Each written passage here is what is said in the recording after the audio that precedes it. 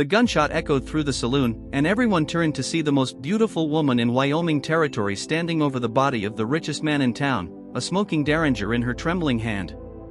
But what shocked them even more was hearing her speak for the very first time in 5 years. "He deserved to die," she whispered. "And now I'll tell you why." Her name was Emma Rose Carter, though the people of Devil's Canyon knew her only as the Silent Angel. For 5 years, she'd worked in the Golden Nugget Saloon, serving drinks and cleaning tables without uttering a single word. The miners thought she was mute. The gamblers pitied her. The saloon girls protected her like a little sister. But Emma wasn't mute. She was hiding. 5 years ago, she'd witnessed something that changed her life forever. She'd seen cattle baron Malcolm Brennan murder her father in cold blood over a land dispute. Her father owned a small ranch with water rights that Brennan desperately wanted. When her father refused to sell, Brennan shot him in the back during a supposed negotiation. Emma had been 16 years old, hiding in the barn, watching through the wooden slats. Brennan saw her. Their eyes met. He smiled a cold, evil smile and said 5 words that haunted her dreams: "No one will believe a child." He was right. Brennan owned the sheriff, the judge, and half the town. When Emma tried to speak up, they called her hysterical. They said grief had driven her mad. Brennan's men visited her at night, leaving dead animals on her doorstep, burning crosses in her yard, whispering threats through her window. So Emma made a decision. She stopped talking. She sold the ranch for pennies to Brennan's lawyer, took her mother's maiden name, and disappeared into the saloon life of Devil's Canyon. She became invisible, a ghost, a silent presence that people ignored. But Emma never stopped watching. Never stopped waiting. Never stopped planning.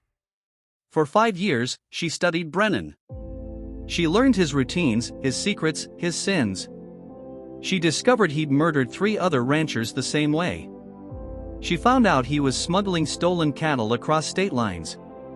She learned that he beat his wife until she fled to San Francisco.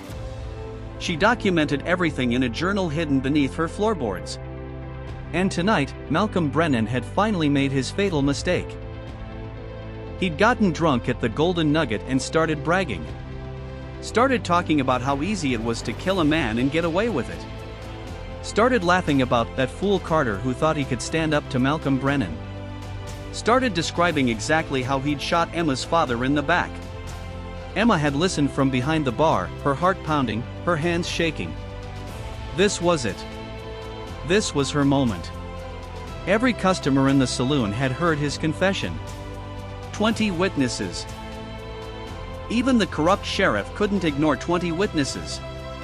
When Brennan stumbled toward the door, Emma stepped in front of him. He looked at her with drunken confusion, not recognizing the 16-year-old girl he'd terrorized 5 years ago. "Do I know you?" he slurred. Emma pulled the small derringer from her apron pocket, the same gun her father had given her on her 16th birthday, the day before he died. "My name," she said, her voice rough from years of silence, "is Emma Rose Carter. You murdered my father, Jonathan Carter, 5 years ago. You shot him in the back and took everything from me." Brennan's face went white. He reached for his gun. Emma was faster. The bullet hit him square in the chest. He fell backward, crashing into a poker table. The saloon went silent except for Brennan's labored breathing. Emma stood over him, tears streaming down her face. "You were right about one thing," she said. "No one believed a child. But they'll believe a woman who waited 5 years for justice." Brennan died 30 seconds later. The sheriff arrived within minutes, ready to arrest Emma. But the bartender stepped forward. Then the saloon girls. Then the miners. Then the gamblers. One by one, all 20 witnesses told the same story. Malcolm Brennan had confessed to murder, had reached for his gun first, and Emma had shot him in self-defense. The sheriff, sensing which way the wind was blowing, decided that maybe Malcolm Brennan wasn't worth protecting anymore. Especially when Emma produced her journal, filled with 5 years of documented crimes, names, dates, and locations of bodies. By sunrise, 3 of Brennan's men had been arrested. The corrupt judge had fled town. And the sheriff was desperately trying to save his own career by suddenly becoming very interested in justice.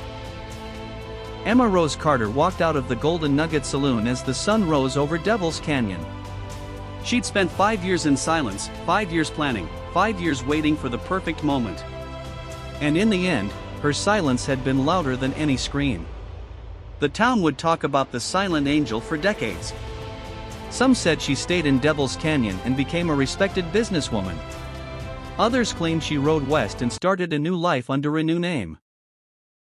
A few swore they'd seen her become a Pinkerton detective, tracking down men like Brennan. But everyone agreed on one thing: Emma Rose Carter proved that sometimes the quietest person in the room is the most dangerous. Because she's not quiet out of fear. She's quiet because she's listening, watching, and waiting for the moment when her words will matter most.